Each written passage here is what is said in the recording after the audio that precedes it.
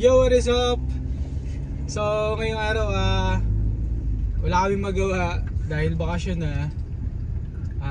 Napag-decision akong daling yung mga kids sa isa dito sa spot sa Bustos, Bulacan.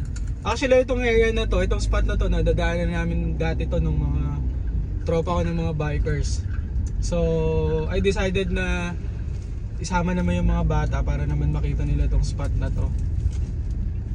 Kasama ko nga pala ngayon ang aking mga kiddos. Ayan, Gabe, Andy, and Drew. Ba't yung salita? Sabi mo na!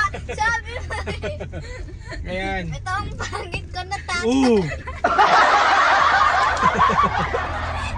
So pupuntahan namin sa Bustos, Bulacan, yung tinatawag nila na Barangay Talampas.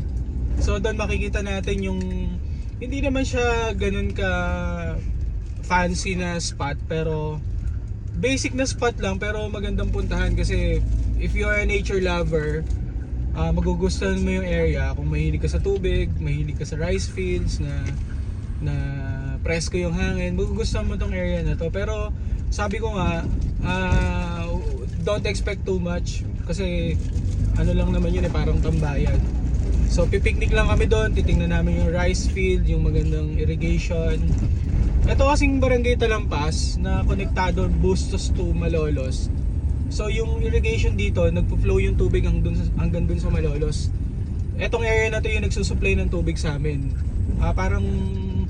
Siguro mga nasa around 40 to 15 kilometers to mula dun sa Bustos Dam hanggang sa Malolos, sa bayan ng Plaridel at Malolos. At nasusuplayan ng tubig na yan yung area namin. So mamaya papakita namin sa inyo yung area na yon. Tapos medyo dahil maganda tong spot na to, marami nang pumupunta mga tao dito, kaya ginawa ng mga pamunuan ng Barangay Talampas, naglagay sila ng food park.